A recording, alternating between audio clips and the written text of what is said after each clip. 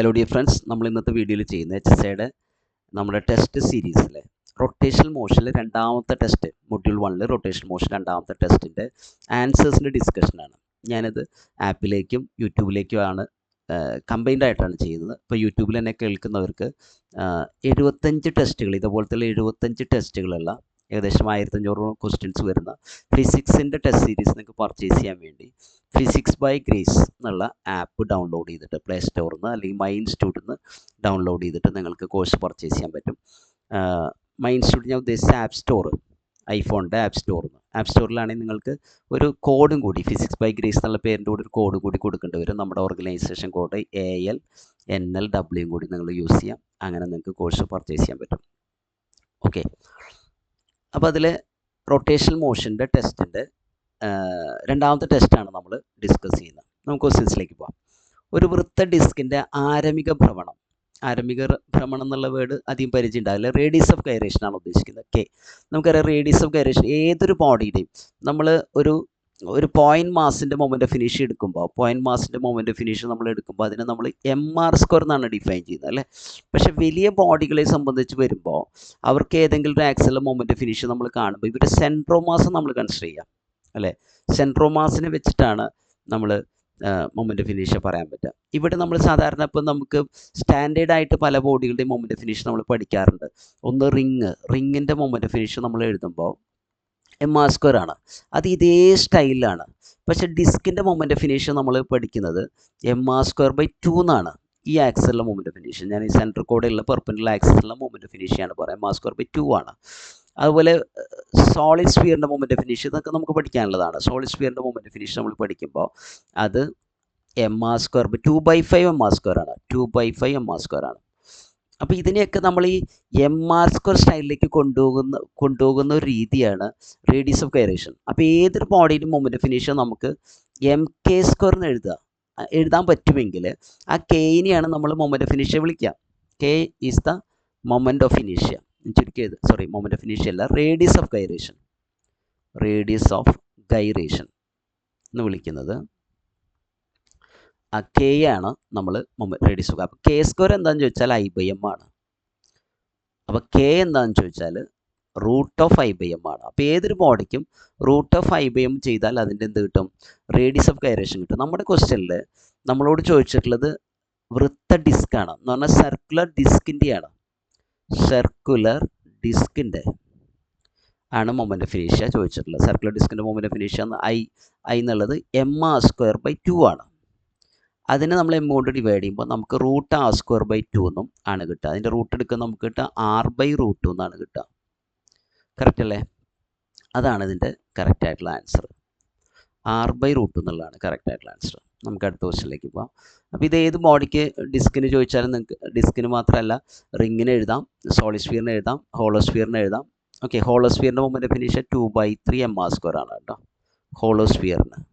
അപ്പോൾ അതിനെ നിങ്ങൾ എമൗണ്ട് ഡിവൈഡ് ചെയ്താൽ മതി. അപ്പോൾ √2/3 r എന്ന് കിട്ടും നിങ്ങൾക്ക്. അവർ സോളിഡ് സ്ഫിയറിന് എഴുതാം, ഏത് ബോഡിക്കും എഴുതാം, √I/m, radius of gyration √I/m. ഇനി ലംബ അക്ഷ സിദ്ധാന്തം എന്ന് പറഞ്ഞാൽ പാരലൽ ആക്സിസ് തിയറം.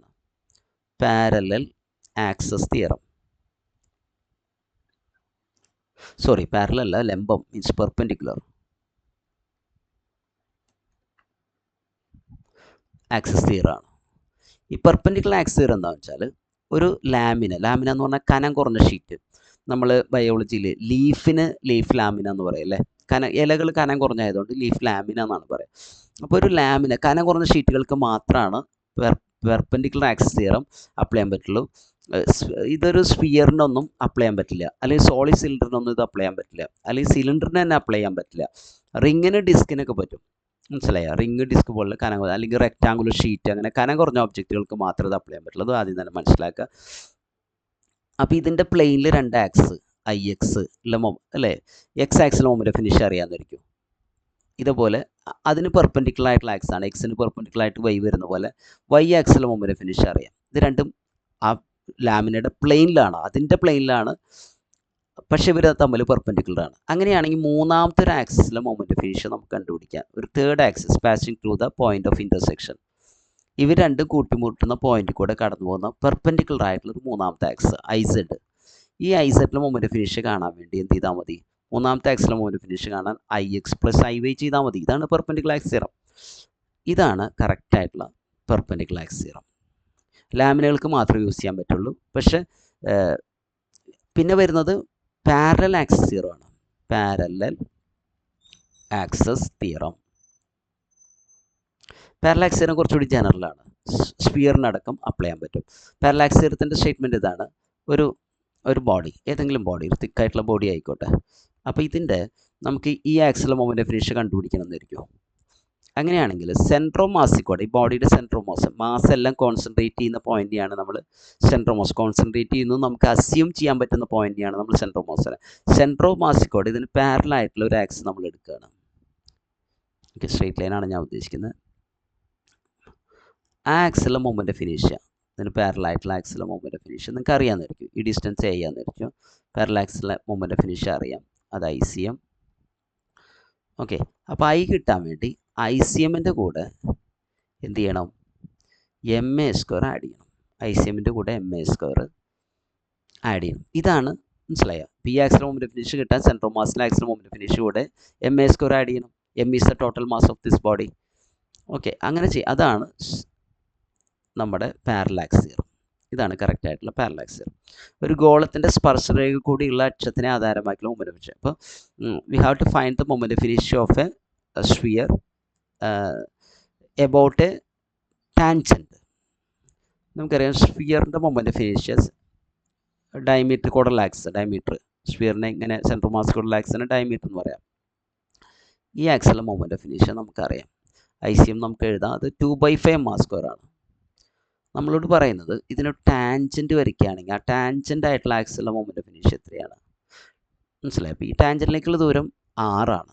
അപ്പോൾ ഈ ടാൻജൻ്റ് ആയിട്ടുള്ള ആക്സിലെ മൊമെൻ്റ് ഓഫ് ഇനേഷ്യ കിട്ടാൻ വേണ്ടി നമ്മൾ എന്ത് ചെയ്താൽ മതി? I = പാരലൽ ആക്സിസ് തിയറം കൊടുത്താൽ മതി. അപ്പോൾ ICM 2/5 m² അല്ലേ? 2/5 m² + m². ഇത് ആഡ് ചെയ്യണമെങ്കിൽ LC ആക്കാൻ വേണ്ടി 5 കൊണ്ട് മുകളിലും താഴെയും മൾട്ടിപ്ലൈ. അപ്പോൾ നമുക്ക് ന്യൂമറേറ്റർ ആഡ് ചെയ്യുമ്പോൾ നമുക്ക് എങ്ങനെ കിട്ടാം?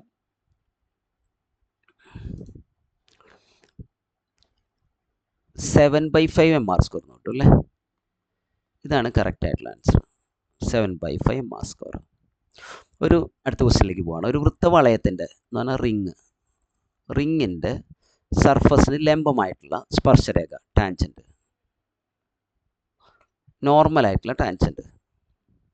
ഇതാണ് റിങ്ങിൻ്റെ ഈ ആക്സാണ് നമുക്കറിയാം. ഈ ആക്സിലെ മൊമെൻ്റ് ഓഫ് ഇനേഷ്യ ICM തന്നെ എഴുതാം, അത് m² ആണ്. ഇതിൻ്റെ 2 സ്പർശരേഖയുണ്ട്. ഒന്ന് ഇങ്ങനെ ഇതിൻ്റെ പ്ലെയിനിലുള്ള സ്പർശരേഖ ടാൻജൻറ്റ്, പിന്നെ ഇതിന് പെർപെൻഡിക്കുലർ ആയിട്ടുള്ള സ്പർശരേഖ എന്ന് പറഞ്ഞാൽ പ്ലെയിനിന് പെർപെൻഡിക്കുലർ ആയിട്ടുള്ള ലംബമായിട്ടുള്ള സ്പർശരേഖ ഇങ്ങനെ വരിക. അപ്പോൾ ഇത് ഈ സെൻട്രോ മാസിക്കോട് ഞാൻ വരച്ച ആക്സിന് പാരലായിട്ട് വരിക. അപ്പോൾ ഇത് പാരലൽ ആക്സിസ് തിയറം ഇവിടെ നമുക്ക് അപ്ലൈ ചെയ്യാൻ പറ്റും. മനസ്സിലായി? അപ്പോൾ ഈ ആക്സിലെ മൊമെൻ്റ് ഓഫ് ഇനേഷ്യ കാണാൻ വേണ്ടി എന്ത് ചെയ്താൽ മതി? ICMൻ്റെ കൂടെ MA² ആഡ് ചെയ്താൽ മതി. ഇവിടെ Aക്ക് വരുന്നത് 6 തന്നെയാണ്. അപ്പോൾ MR² + MR² തന്നെയാണ് വരിക. അപ്പോൾ 2mr² വരിക. 2mr² ആണ് കറക്റ്റ് ആയിട്ടുള്ള ആൻസർ. 6ാമത്തെ ക്വസ്റ്റ്യനിലേക്ക് പോകാം. ബലത്തിൻ്റെ കോണീയ സദൃശ്യം എന്ന് പറഞ്ഞാൽ what is A rotation analogue of force? നമ്മളിവിടെ കൃത്യമായിട്ട് പഠിക്കുമ്പോൾ ലീനിയർ മോഷനും റൊട്ടേഷണൽ മോഷൻ. ലീനിയർ മോഷനെ നമ്മൾ ട്രാൻസ്ലേഷണൽ മോഷൻ എന്ന് വിളിക്കും കേട്ടോ. റൊട്ടേഷനെ നമ്മൾ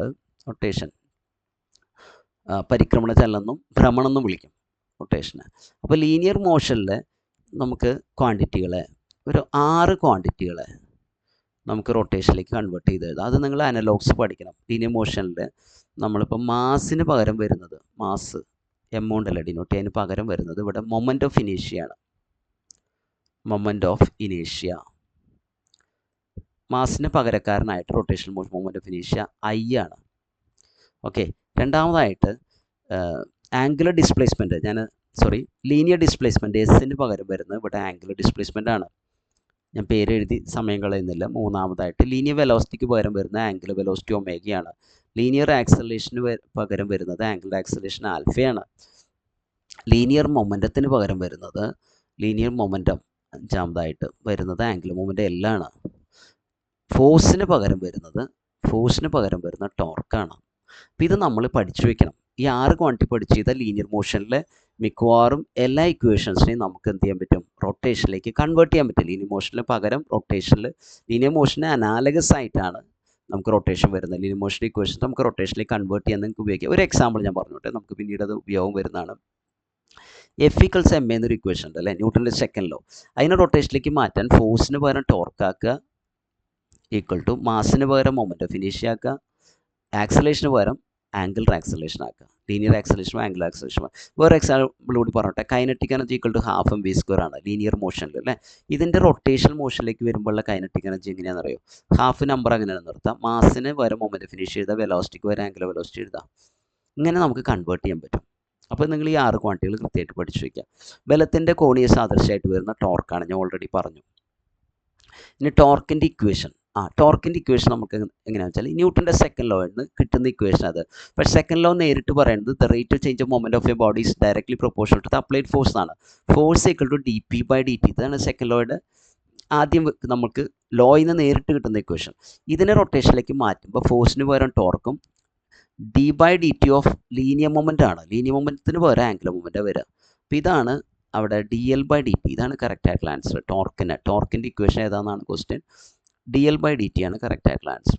പരിക്രമണ ചലനത്തിലുള്ള ഒരു വസ്തുവിൻ്റെ ഗതികോർജ സമവാക്യം അത് നമ്മൾ ഓൾറെഡി കണ്ടു.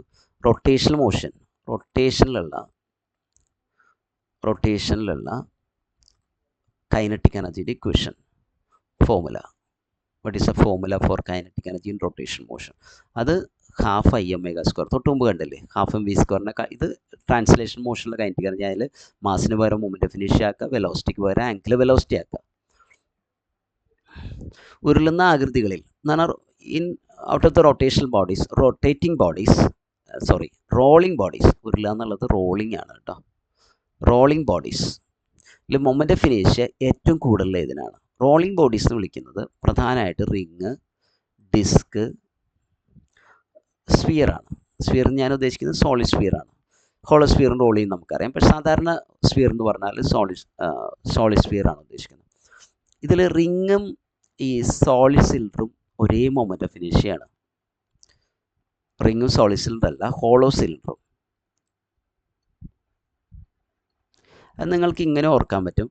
ഹോളോ സിലിണ്ടറിൻ്റെ ഒരു അറ്റം ഇങ്ങനെ കട്ട് ചെയ്തോ, ഹോളോ സിലിണ്ടർ എന്ന പൈപ്പാണല്ലോ, അതിൻ്റെ ഒറ്റ ഇങ്ങനെ ഒരു ക്രോസ് സെക്ഷൻ എടുത്താൽ നിങ്ങൾക്ക് റിങ് കിട്ടുക. അതേപോലെ ഡിസ്കും സോളിഡ് സിലിണ്ടറും ഒരേ മൊമെൻ്റ് ഓഫ് ഇനേഷ്യയാണ്. അത് നിങ്ങൾക്ക് അങ്ങനെ ഓർക്കാം. ഒരു സോളിഡ് സിലിണ്ടർ, സോളിഡ് ആയിട്ടുള്ള സിലിണ്ടർ ഒരു അറ്റം കട്ട് ചെയ്ത് ഒരു ഡിസ്ക്കാണ് കിട്ടുക. വൃത്ത ഡിസ്ക്കാണ് കിട്ടുക. ഓക്കെ, അപ്പോൾ ഈ റിങ്ങിൻ്റെ മൊമെൻ്റ് ഓഫ് ഇനേഷ്യ m² ആണ്, പഠിച്ചു വയ്ക്കുക. ഡിസ്കിൻ്റെ മൊമെൻ്റ് ഓഫ് ഇനേഷ്യ m²/2 ആണ്. ഞാൻ സെൻട്രൽ കോർഡിനൽ ആക്സിലാണ് പറയുന്നത്, പെർപെൻഡിക്കുലർ ആക്സിൽ. സോളിഡ് സ്ഫിയറിന് അത് 2/5 m² ആണ്. കൃത്യമായിട്ട് എഴുതുകയാണെങ്കിൽ ഇത് 1 m² ആണ് മനസ്സിലാൻ പാകത്തിന്. ഇത് ഹാഫ് എന്ന് പറഞ്ഞാൽ 0.5 m² ആണ്. ഇത് വരുന്നത് 2/5 എന്നുള്ള 0.4 m² ആണ്. ഇതിൽ ഏറ്റവും കൂടുതൽ നമുക്ക് വളരെ ക്ലിയർ ആണ്, ഇതാണ് ഏറ്റവും കുറവ്. ഏറ്റവും കൂടുതലാണ് ചോദിച്ചിട്ടുള്ളത്. അത് ഏറ്റവും മൊമെൻ്റ് ഓഫ് ഇനേഷ്യ ഏറ്റവും കൂടുതലുള്ളത് അല്ലേ. ഉരുളുന്ന ആകൃതിയിൽ മൊമെൻ്റ് ഓഫ് ഇനേഷ്യ ഏറ്റവും കൂടുതൽ ഈ തന്നിട്ടുള്ളതിൽ ഏറ്റവും കൂടുതലുള്ളത് നമുക്ക് നോക്കാം. അവിടെ ഒരു പ്രശ്നമുണ്ട് കേട്ടോ, നമ്മുടെ ക്വസ്റ്റ്യനിൽ ഒരു കറക്ഷൻ വേണ്ടി, ഞാൻ കറക്റ്റ് ചെയ്തോളാം. ഇതിൽ റിങ് എന്നൊരു ഓപ്ഷൻ വേണം. ഓക്കെ, ഇത് കറക്റ്റാണ്. എങ്ങനെയാണെന്ന് വെച്ചാൽ റിങ്ങിനല്ലേ ഏറ്റവും കൂടുതലുള്ളത്. ഇവിടെ ഹോളോ സിലിണ്ടർ ഉണ്ട്, അപ്പോൾ അതാണ് കറക്റ്റ്. റിങ്ങിനാണ് ഏറ്റവും കൂടുതൽ. ഞാൻ പെട്ടെന്ന് റിങ് കാണാണ്ടായപ്പോൾ കൺഫ്യൂഷൻ ആയിപ്പോൾ. റിങ്ങിന് പകരം ഹോളോ സിലിണ്ടർ അവിടെ ഉണ്ട്. റിങ്ങിൻ്റെ അതേ മൊമെൻ്റ് ഓഫ് ഇനേഷ്യയാണ് ഹോളോ സിലിണ്ടർ. ഏറ്റവും കുറവുള്ള ചോദിച്ചാൽ സ്ഫിയർ പറയാം. ഏറ്റവും കുറവുള്ള ചോദിച്ചാൽ സ്ഫിയറാണ് പറയേണ്ടത്. സോളിഡ് സിലിണ്ടർ ഡിസ്കിന് ഈക്വലാണ്. അത് ½ m² ആണ് അല്ലേ, 0.5 ആണ്. അത് മിഡിലാണ്. ഉരുളുന്ന ആകൃതിയിൽ ഏതാണ് ചെരിഞ്ഞ പ്രതലത്തോട് ഉരുട്ടിവിട്ടാൽ ഏറ്റവും ആദ്യത്തെ? അത് നമുക്ക് 2 രീതിയിൽ ആൻസർ ചെയ്യാം. ഇവിടുന്ന് ഉരുട്ടിവിട്ട് കഴിഞ്ഞാൽ ഏറ്റവും ആദ്യം എത്തുന്നത് സ്ഫിയറാണ്. അതെന്തുകൊണ്ടാണെന്ന് വെച്ചാൽ മൊമെൻ്റ് ഓഫ് ഇനേഷ്യ ഏറ്റവും കുറവുള്ളതാണ് ഏറ്റവും ആദ്യത്തെ. കൂടുതൽ ആക്സലറേറ്റ് ചെയ്യുക. നിങ്ങൾക്ക് ഇങ്ങനെയൊന്നും ഓർക്കാതെ, നമ്മൾ സാധാരണ ട്രാഫിക് സിഗ്നൽ ഗ്രീൻ ആകുമ്പോൾ, മനസ്സിലായോ, റെഡ് ആകുമ്പോൾ നമ്മളൊക്കെ വെയിറ്റ് ചെയ്യും, ഗ്രീൻ ആകുമ്പോൾ വണ്ടികളെല്ലാം മുന്നോട്ട് പോയി തുടങ്ങും. അപ്പോൾ നമുക്കറിയാം ഏറ്റവും ആക്സലറേറ്റ് ചെയ്യാൻ പറ്റുക, ഏറ്റവും പെട്ടെന്ന് ആക്സലറേറ്റ് ചെയ്യുന്നത് ആരാ? 2 വീലേഴ്സാണ്. കാരണം അവർക്ക് മാസ് കുറവായതുകൊണ്ട് പെട്ടെന്ന് ആക്സലറേറ്റ് ചെയ്യാൻ പറ്റും. മനസ്സിലായോ? പിന്നെ കാറുകളും വലിയ ബസ്സുകൾ ലോറികളൊക്കെ പതുക്കെ ആക്സലറേറ്റ് ചെയ്യാൻ പറ്റും. കുറച്ച് കഴിയുമ്പോൾ അവർക്കൊക്കെ സ്പീഡിലേക്ക് എത്താൻ പറ്റും. ഞാൻ പറയുന്നത് ഇനിഷ്യൽ ആക്സലറേഷൻ ഏറ്റവും കൂടുതൽ മാസ് കുറവുള്ളതിനാണ്. അതേപോലെ മാസ് കുറവുള്ളതിനാണ് മാസ് അല്ലെങ്കിൽ റൊട്ടേഷനിലേക്ക് വരുമ്പോൾ മൊമെൻ്റ് ഓഫ് ഇനീഷ്യ കുറവുള്ളതിനാണ് പെട്ടെന്ന് ആക്സലറേറ്റ് ചെയ്യാൻ പറ്റുക. ഇതിപ്പോൾ ഞാൻ പറഞ്ഞ മൊമെൻ്റ് ഓഫ് ഇനീഷ്യ ഏറ്റവും കുറവുള്ള നോക്കിയിട്ടാണ് ഞാൻ സ്ഫിയർ എഴുതി. അതിന് പകരം ആക്സലേഷൻ ഒരു ഇക്വേഷൻ ഉണ്ട്. റോളിംഗ് മോഷനിൽ ഉരുളുന്നതെന്ന് പറയുമ്പോൾ റോളിംഗ് മോഷൻ്റെ ആക്സലേഷൻ്റെ equation G sine theta divided by 1+k²/r² ആണ്. അപ്പോൾ ഈ ഇക്വേഷൻ വെച്ച് ചെയ്താൽ നമ്മൾ ഈ ഇക്വേഷൻ വെച്ച് ചെയ്ത് കഴിഞ്ഞാൽ നമുക്ക് എന്ത് കിട്ടും? ആക്സലേഷൻ കണ്ടുപിടിക്കാൻ പറ്റും. മനസ്സിലായി? G sine theta divide by 1+k² acceleration കണ്ടുപിടിക്കാൻ പറ്റും. അപ്പോൾ നമുക്കറിയാലേ k² നമ്മൾ നേരത്തെ കണ്ടുല്ലോ, റേഡിയസ് ഓഫ് ഗൈറേഷൻ്റെ സ്ക്വയറാണ്. k² എന്നുള്ളത് റിങ്ങിന് r² ആണ്. റിങ്ങിന് ഡിസ്കിനെ എടുക്കുമ്പോൾ അത് ഡിസ്കിന് r²/2 ആണ്. r²/2 ആണ്. സോളിഡ് സ്ഫിയറിന് അല്ലെങ്കിൽ സ്ഫിയറിന് അത് 2/5 r² ആണ്. മനസ്സിലായോ? അപ്പോൾ ഇത് ഏറ്റവും കുറവ് ഇതിനാണ്, സ്ഫിയറിനാണ് ഏറ്റവും കുറവ്. k² ഏറ്റവും കുറയുമ്പോൾ ആക്സലേഷൻ ഏറ്റവും കൂടും. അപ്പോൾ സ്ഫിയറാണ് ആദ്യത്തെ. അങ്ങനെ ആൻസർ ചെയ്യാൻ പറ്റും. ഈ ഇക്വേഷൻ നിങ്ങളൊന്ന് ഓർത്ത് വയ്ക്കണം. ഈ ഫ്രീലി ഫോളിംഗ് ബോഡിയുടെ ആക്സലേഷനാണ് ജി. ഫ്രീ ഫോൾ ആക്സലേഷനാണ് ജി എന്നുള്ളത്. ഈ ഇൻക്ലൈൻഡ് പ്ലെയിൻ നമ്മൾ പറഞ്ഞില്ലേ, ചരിഞ്ഞ പ്രതലം, ഇൻക്ലൈൻഡ് പ്ലെയിനിൽ കൂടെ ഒരു ബോഡി സ്ലൈഡ് ചെയ്ത് പോകുമ്പോൾ, ഇപ്പോൾ ഇങ്ങനത്തെ ഉരുണ്ട ബോഡിയിൽ സ്ലൈഡ് ചെയ്യില്ല, ഒരു ബോക്സ് വെച്ച് സ്ലൈഡ് ചെയ്യും അല്ലേ, ഒരു ക്യൂബോ ബോക്സ് വെച്ച് സ്ലൈഡ് ചെയ്യില്ലേ, സ്ലൈഡ് ചെയ്യുന്ന ബോഡികളുടെ ആക്സലേഷനാണ് ഏത്? ജി സൈൻ തീറ്റ. ഇൻക്ലൈൻഡ് പ്ലെയിനിൽ കൂടെ സ്ലൈഡ് ചെയ്യുന്ന ബോഡികളുടെ acceleration G sine theta. Roll ചെയ്യുന്ന ബോഡികൾക്ക് എന്ത് ചെയ്യുന്നുണ്ട്? ആക്സലേഷൻ്റെ കൂടെ ഇങ്ങനൊരു ടേം കൂടി വരുന്നുണ്ട്, divided by G sine theta divide by 1+k²/r² വരുന്നുണ്ട്. ഉരുളൽ ചലനത്തിലുള്ള ഒരു വസ്തുവിൻ്റെ ഗതികോർജ്ജത്തിൻ്റെ സമവാക്യം. കൈനറ്റിക് എനർജി, ഗതികോർജ്ജം എന്ന് പറഞ്ഞാൽ കൈനറ്റിക് എനർജിയാണ്. ഉരുളൽ എന്ന് പറഞ്ഞാൽ റോളിംഗ് മോഷനാണ്. ഈ റോളിംഗ് മോഷൻ എന്ന് വരുമ്പോൾ, റോളിംഗ് മോഷൻ നമ്മൾ പഠിക്കുമ്പോൾ kinetic energy rolling motion is A combination of rotation translation ആണ്. അപ്പോൾ കൈനറ്റിക് എനർജി റോളിംഗ് വരുമ്പോൾ അവിടെ കൈനറ്റിക് എനർജി ഉരുളൽ, ഞാൻ ഉദ്ദേശിക്കുന്ന ഭ്രമണോ പരിക്രമണമോ ഒന്നുമല്ല, ഉരുണ്ട് പോകുന്നൊരു ബോഡി, ഒരു വീൽ ഉരുണ്ട് പോവുകയാണ്, അല്ലെങ്കിൽ ഒരു ബോൾ ഉരുട്ടി വിടുകയാണ്, റിങ് ഉരുട്ടി വിടുകയാണ്. അപ്പോൾ അവിടെ ട്രാൻസ്ലേഷൻ കൈനറ്റിക് എനർജി വരും, റൊട്ടേഷൻ കൈനറ്റിക് എനർജി വരും. ഈ ട്രാൻസ്ലേഷൻ കൈനറ്റിക് എനർജിയുടെ ഇക്വേഷൻ 12 mv² ആണ്. റൊട്ടേഷൻ കൈനറ്റിക് എനർജിയുടെ ഇക്വേഷൻ 12 iω² ആണ്.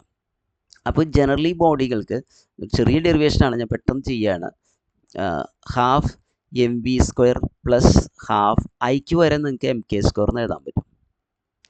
mk² ω² എന്നുള്ളത് ഞാൻ ഈ ക്വസ്റ്റ്യൻ സീരീസിൽ വളരെ ഫാസ്റ്റായിട്ടാണ് ചെയ്യുന്നത്. ഇപ്പോൾ കോഴ്സിൽ ജോയിൻ ചെയ്യാത്തവർ അത് സെപ്പറേറ്റ് പഠിക്കണം. ഓക്കെ, ഈ ക്വസ്റ്റ്യൻ സീരീസ് ഡിസ്കസ് ചെയ്യുമ്പോൾ നമ്മൾ ത്രൂ ഔട്ട് ആ റൊട്ടേഷൻ മോഷൻ നമുക്ക് പറയാൻ പറ്റില്ല എന്ന് നിങ്ങൾക്ക് അറിയാലോ.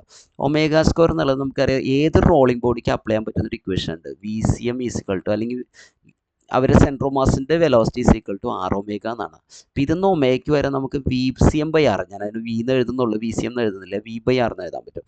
അപ്പോൾ V²/r² എന്ന് ഇവിടെ എഴുതാൻ പറ്റും, കാരണം ഇത് ω² അല്ലേ.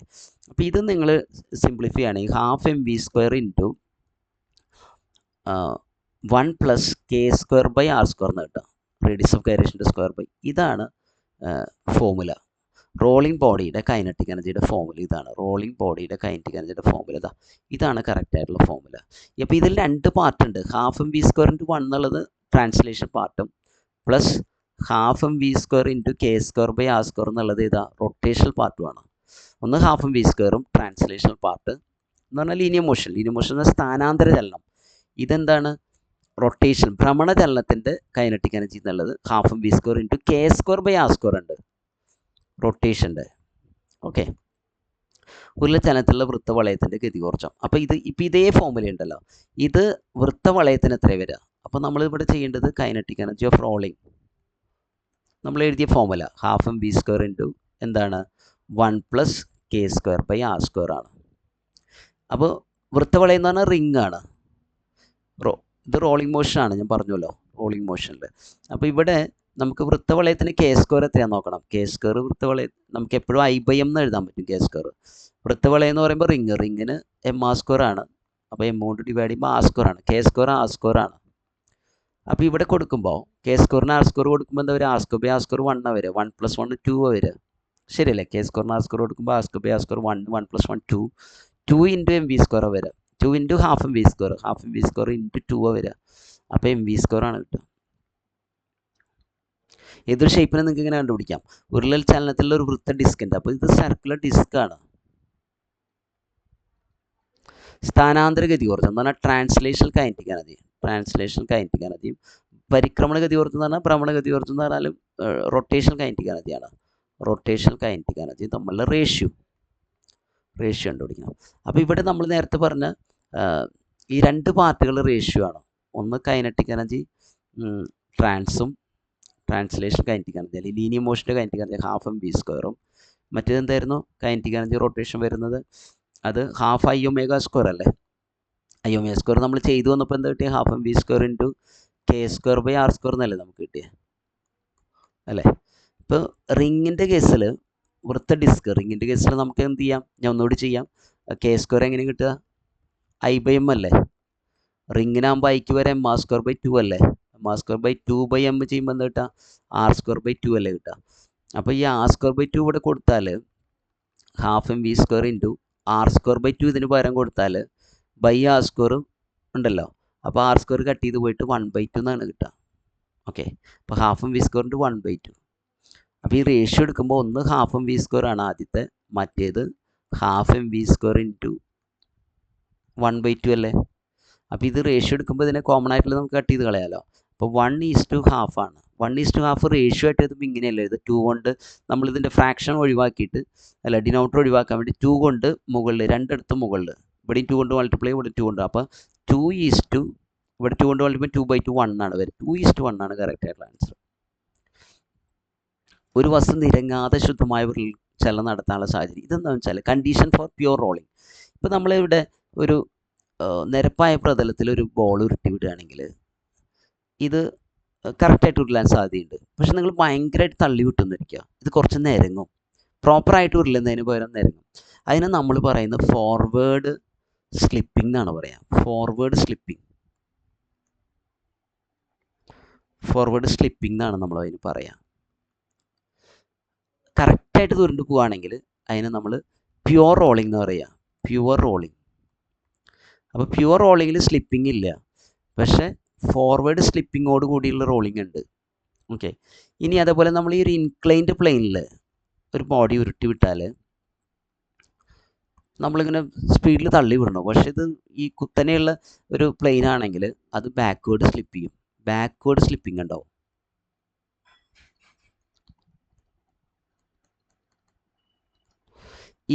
ഈ ഇൻക്ലൈൻഡ് പ്ലെയിനിൽ തന്നെ താഴേക്ക് ഉരുട്ടി വിട്ടാൽ ഫോർവേഡ് സ്ലിപ്പിംഗ് ഉണ്ടാവും. ഇങ്ങനെ കുത്തനെയുള്ള ഇൻക്ലൈൻഡ് പ്ലെയിനിൽ താഴേക്ക് വിട്ടാലും ഫോർവേഡ് സ്ലിപ്പ്, ഇത് നിരങ്ങി പോകും, നമുക്കറിയാം.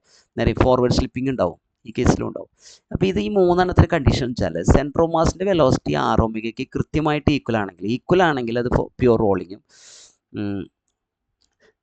നമുക്ക് ഫോർവേഡ് സ്ലിപ്പിംഗ് എന്ന് വെച്ചാൽ വെലോസിറ്റി കൂടുകയാണ്, VCM greater than R omega വരുമ്പോഴാണ് ഫോർവേഡ് സ്ലിപ്പ് ചെയ്യുക. സ്പീഡ് ഇത് റൊട്ടേഷൻ, ആർ ഒമേഗ റൊട്ടേഷണൽ വെലോസിറ്റിയാണ്. റൊട്ടേഷൻ വെലോസിറ്റിയേക്കാളും കൂടുതലാണ് എന്ത് അതിൻ്റെ ട്രാൻസ്ലേഷണൽ വെലോസിറ്റി, അപ്പോഴാണത് ഫോർവേഡ് സ്ലിപ്പിംഗ് ആണ്. ഇത് നേരെ തിരിച്ചാണ്, റൊട്ടേഷണൽ വെലോസിറ്റിയേക്കാളും കുറവാണ് ബാക്ക്വേർഡ് സ്ലിപ്പിങ്ങിൻ്റെ condition. VCM less than R ഒമേഗയാണ് ബാക്ക്വേർഡ് സ്ലിപ്പിങ്ങിൻ്റെ. ഇവിടെ എന്താ നമ്മളോട് ചോദിച്ചിട്ടുള്ള വസ്തു നിരങ്ങ ശുദ്ധമായ അല്ലേ, പ്യുവർ റോളിംഗ് മോഷനാണ്. പ്യുവർ റോളിംഗ് മോഷനാണ്, ഇത് ഈക്വൽ ആവുന്നതാണ് അല്ലേ. മറ്റേത് വേറൊരു ക്വസ്റ്റ്യനുണ്ട്, പ്യുവർ റോളിംഗ് മോഷൻ. ഉരുളുന്ന ഒരു വസ്തു പുറകോട്ട് നിരങ്ങാണ് സാർ, ഇതിൻ്റെയാണ് ഞാൻ നേരത്തെ പറഞ്ഞത്. VCM ലെസ് ദാൻ ഓർ ഒമേഗയാണ് കേട്ടോ. ബാക്ക്വേർഡ് സ്ലിപ്പിങ്ങിനുള്ള കണ്ടീഷൻ അല്ലെ, ബാക്ക്വേർഡ് സ്ലൈഡിങ് അല്ലെ ബാക്ക്വേർഡ് സ്ലിപ്പിംഗ്. രണ്ട് ദ്രവ്യമാന കേന്ദ്രം എന്ന് പറഞ്ഞാൽ സെൻറ്റർ ഓഫ് മാസ് കണ്ടുപിടിക്കാനുള്ള സമവാക്യം formula. What is a formula to find the centre of mass of 2 bodies. ഇങ്ങനെ 2 ബോഡികളുണ്ട്, അത് ഉദ്ദേശിക്കുന്ന ഇതാണ്. ഇത് x ആണെന്ന് വിളിച്ചോളൂ, അപ്പോൾ ഇത് ഒറിജിനാന്ന് വിളിച്ചോളൂ. ഇവിടെ ഒരു ബോഡി ഉണ്ട് m1 മാസ് ഉള്ളത്, അത് x1 ഡിസ്റ്റൻസിലാണ്. ഇവിടെ ഒരു ബോഡി ഉണ്ട് m2 മാസ് ഉള്ളത്, അത് x2 ഡിസ്റ്റൻസിലാണ്. അപ്പോൾ ഇവരെ സെൻട്രൽ മാസ് എവിടെയാണ് വരിക എന്നുള്ളത്, ഇതിൻ്റെ രണ്ടിനും മാസൊക്കെ വ്യത്യാസം ഉണ്ടാകും. സെൻട്രൽ മാസ് നടുക്ക് വരണമെന്നൊന്നുമില്ല, സെൻട്രൽ മാസ് ഇവിടെയാണെന്നിരിക്കും. ആ സെൻട്രൽ മാസിലേക്കുള്ള ദൂരമാണ് നമ്മൾ XCM എന്നാണ് എഴുതാറ്. ഈ സെൻട്രൽ മാസിലേക്കുള്ള ദൂരമാണ് ചോദിച്ചിട്ടുള്ളത്. അപ്പോൾ XCM കാണാനുള്ള ഫോർമുല നമ്മൾ പഠിച്ചു വയ്ക്കുക, വളരെ എളുപ്പമുള്ള formula m1 x1 plus m2x2 divide by m1 plus m2. Okay, ഇതാണ് ഫോർമുല.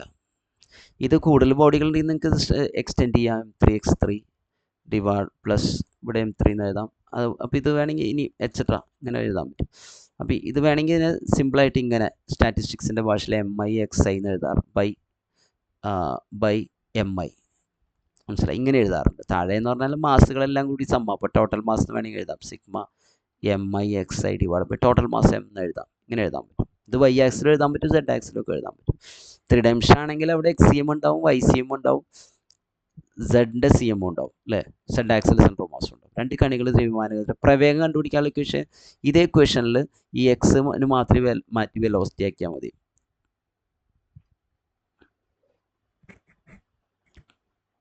എക്സ് മാറ്റി നമുക്ക് വെലോസിറ്റി ആക്കിയാൽ മതി. ഓക്കെ, ഒരു ദൃഢവസ്തുവിൻ്റെ ആരംഭിക ഭ്രമണം കാണുന്നുള്ള സമവാക്യം. what is the formula to find the rotation? ഇവിടെ എന്താ ആരംഭിക ഭ്രമണം എന്ന് ഉദ്ദേശിക്കുന്നത്? എന്താ? Radius of gyration. Radius of gyration ചിലപ്പോൾ അത് അങ്ങനെ തന്നെ ക്വസ്റ്റ്യനിൽ ചോദിക്കൂട്ടെ. ഈ ആരംഭിക ഭ്രമണം എന്നൊക്കെ പറഞ്ഞാൽ കറക്റ്റായിട്ട് മനസ്സിലായില്ല. ദൃഢവസ്തു എന്ന് പറഞ്ഞാൽ rigid body. Radius of gyration കണ്ടുപിടിക്കാനുള്ള ഫോർമുല എന്താണ്? റേഡിയസ് ഓഫ് ഗൈറേഷൻ കണ്ടുപിടിക്കാനുള്ള ഫോർമുല ഇതാണ് കറക്റ്റായിട്ടുള്ള k² ആണെങ്കിൽ I/m ആണ്. k എന്ന് പറഞ്ഞാൽ √(i/m). √(i/m). I ആണ് എഴുതുന്നതെങ്കിൽ I = mk² എന്നാണ് എഴുതുക അല്ലേ? mk². അടുത്ത ക്വസ്റ്റ്യനിലേക്ക്. കോണിയാക്ക് സംരക്ഷണത്തിൻ്റെ ഉദാഹരണമാണ്. കോണിയാക്ക് എന്ന് പറഞ്ഞാൽ ആംഗുലർ മൊമെൻ്റ് ആണ്. ആംഗുലർ മൊമെൻറ്റം എന്ന് പറഞ്ഞാൽ നമുക്കറിയാം ടോർക്കിങ്ങിന് ഇക്വേഷൻ ഉണ്ട്. നമ്മൾ പറഞ്ഞില്ലേ F = dp/dt. അതിൻ്റെ റൊട്ടേഷണൽ അനലോഗ് നമ്മൾ പറഞ്ഞില്ലേ ടോർക്ക് = dl/dt. അപ്പോൾ ഇത് എക്സ്റ്റേണൽ ടോർക്കാണ് ഉദ്ദേശിക്കുന്നത്. ഫോഴ്സ് ആയാലും എക്സ്റ്റേണൽ ഫോഴ്സ് ആണ്. ന്യൂട്ടൻ്റെ ഫസ്റ്റ് ലോയിൽ പറയുന്നത് അങ്ങനെയല്ലേ. എക്സ്റ്റേണൽ ഫോഴ്സ് ഇല്ലെങ്കിൽ dl/dt എന്തായിരിക്കും? 0 ആയിരിക്കും. Rate of change of angular moment ഇല്ല എന്ന് പറഞ്ഞാൽ ആംഗുലർ മൊമെൻ്റ് കോൺസ്റ്റൻ്റ് ആണെന്ന് അർത്ഥം. നമുക്ക് P = mv എന്നുള്ള ഫോർമുല അറിയാലോ. അതിന് അനാലഗസ് ആയിട്ട് നമുക്ക് L = I⍵ എന്ന് എഴുതാൻ പറ്റും. അപ്പോൾ I⍵ കോൺസ്റ്റൻറ്റ് നമുക്ക് കിട്ടുന്നത്. അപ്പോൾ ഇതിൻ്റെ അർത്ഥം എന്താണെന്ന് വെച്ചാൽ എവിടെയെങ്കിലും മൊമെൻ്റ് ഓഫ് ഇനർഷ്യ കൂടുകയാണെങ്കിൽ ആംഗുലർ വെലോസിറ്റി കുറയും. ആൻഡ് വൈസ് വേഴ്സ, തിരിച്ചും പറയാൻ പറ്റും. മൊമെൻ്റ് ഓഫ് ഇനർഷ്യ കുറയുമ്പോൾ ആംഗുലർ വെലോസിറ്റി കൂടും. ഇത് വെച്ചിട്ടുള്ള കാര്യങ്ങളാണ് ഈ ഡൈവിങ്ങിലും ബാലറ്റ് ഡാൻസേഴ്സിലും സ്കേറ്റിങ്ങിലൊക്കെ നടക്കുന്നത്. ഡൈവിങ്ങിൽ അല്ലെങ്കിൽ ഒരു ഡാൻസർ അയാളുടെ കൈയൊക്കെ സ്ട്രെച്ച് ചെയ്യുമ്പോൾ മൊമെൻ്റ് ഓഫ് ഇനർഷ്യ കൂടും. മനസ്സിലായ? അദ്ദേഹത്തിൻ്റെ ഈ vertical axle moment of inertia കൂടും. അപ്പോൾ ആൾക്ക് സ്പീഡിൽ കറങ്ങാൻ പറ്റില്ല. അപ്പോൾ സ്പീഡിൽ കറങ്ങാൻ വേണ്ടി ആൾ കൈയൊക്കെ ചെസ്റ്റിനോട് ചേർത്ത് വയ്ക്കുക. മനസ്സിലായ? മൊമെൻ്റ് ഓഫ് ഇനർഷ്യ കുറയുമ്പോൾ സ്പീഡ് കൂടുതൽ കിട്ടും. ഇതിൻ്റെ എക്സാമ്പിൾ അല്ലാത്തത് ഇതാണ് നമ്മുടെ ആൻസർ. അല്ലാത്തതാണ് നമ്മൾ ചോദിച്ചുള്ളൂ. ഉദാഹരണം അല്ലാത്തതാണ് ചോദിച്ചുള്ളൂ. അപ്പോൾ ഇതാണ് നമ്മുടെ ആൻസർ. ലംബ അക്ഷ സിദ്ധാന്തം അപ്ലൈ ചെയ്യാൻ സാധിക്കാത്തത് എന്ന് പറഞ്ഞാൽ പെർപെൻഡിക്കുലർ ആക്സിസ് തിയറം നമ്മൾ നേരത്തെ കണ്ടല്ലോ. ലാമിനകൾക്ക് മാത്രമേ അപ്ലൈ ചെയ്യാൻ പറ്റുള്ളൂ എന്ന് പറഞ്ഞാൽ തിൻ ഷീറ്റുകൾ. ഇതാണ് അതിൻ്റെ ആൻസർ. ഗോളത്തിന് അപ്ലൈ ചെയ്യാൻ പറ്റില്ല. ഡിസ്കിനൊക്കെ ഡിസ്ക് പരന്നൊരു ഷേപ്പ് അല്ലേ, അപ്ലൈ ചെയ്യാൻ പറ്റും. മനസ്സിലായ? ഗോളത്തിനാണ് അപ്ലൈ ചെയ്യാൻ പറ്റാത്തത്. ഡിസ്കിന് പറ്റും, റിങ്ങിന് പറ്റും, റെക്റ്റാങ്കുലർ ഷീറ്റിനും പറ്റും. ഇങ്ങനത്തെ അല്ലേ, നിങ്ങൾക്ക് പരന്ന ഷേപ്പുകൾക്കൊക്കെ പറ്റും, റിങ്ങിനും പറ്റും. പക്ഷെ തിക്നെസ് വരുന്ന അല്ലേ ബോഡികൾക്കൊന്നും പറ്റില്ല. ഗോളത്തിനാണ് പറ്റാത്തത്. അപ്പോൾ ഇതാണ് ഈ റൊട്ടേഷൻ മോഷൻ 20 ക്വസ്റ്റ്യൻസ്. നിങ്ങൾക്ക് കാര്യങ്ങൾ മനസ്സിലായി എന്ന് വിചാരിക്കുന്നു. അത്യാവശ്യം ഡീറ്റെയിൽ ആയിട്ട് ഞാൻ ഡിസ്കസ് ചെയ്തിട്ടുണ്ട്. അപ്പോൾ നമുക്ക് വേറൊരു വീഡിയോയിൽ കാണാം. Thank you.